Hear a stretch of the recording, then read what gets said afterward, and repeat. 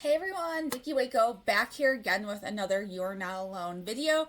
Today we're going to be talking about navigating therapy. So, full just honesty, I've been in and out of therapy most of my life at different points with different types of therapists. And this for me, who I'm currently working with was perfect for the stage of my healing I'm currently in and where I am. So, one of the things I always say with therapists is, there's no like right size fits all for someone, especially when you're navigating trauma. So, it's really important to find someone who's working for you.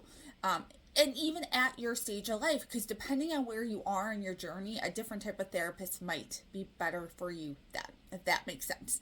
My biggest tip though, especially if you're like me and you're someone who has dealt with childhood trauma, or you might have PTSD, or you have something like that going on, is to really find a therapist who has a background in that. You can search, there's a childhood trauma network where I've gotten training from. They have a list of therapists that they recommend that they work in all over the states, every state. They're nationwide to really help you find someone who works for you. That's who I'm working with right now, is a therapist who has a strong background in working in that area. And why is because what she does with me is we do what we call integration, right?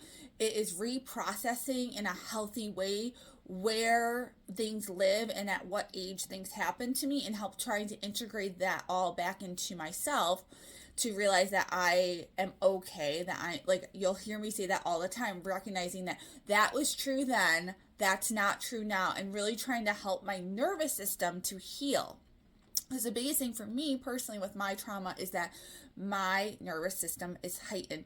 One, just a little bit naturally all the time, but two, any sign of something could be wrong, my amygdala I flip my lid very, very quickly. So it's getting my nervous system to a place to slow down, to recognize that things are okay, that that response was absolutely necessary back when I was 5, 6, 7, 8. That response is not necessary now because I'm in a safe place around safe people who will help me navigate whatever's happening in my life.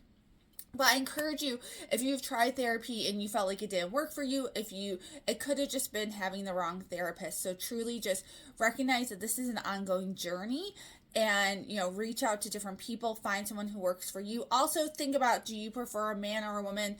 I've worked with both at different points. I think it really depends on where you are in your healing journey and what you kind of need to be in a safe place to start processing what you've gone through. So I encourage you, of course, to reach out to therapists. There are sliding scales. There's so many different ways to help pay for therapy. But my just encouragement for you, if you're a caregiver to a child who has experienced trauma, or you're someone like me who is, navigating, processing as an adult what you went through, I think therapy provides such a safe environment to do some of that work that it has been extremely beneficial to me, and I encourage everyone else to try it also.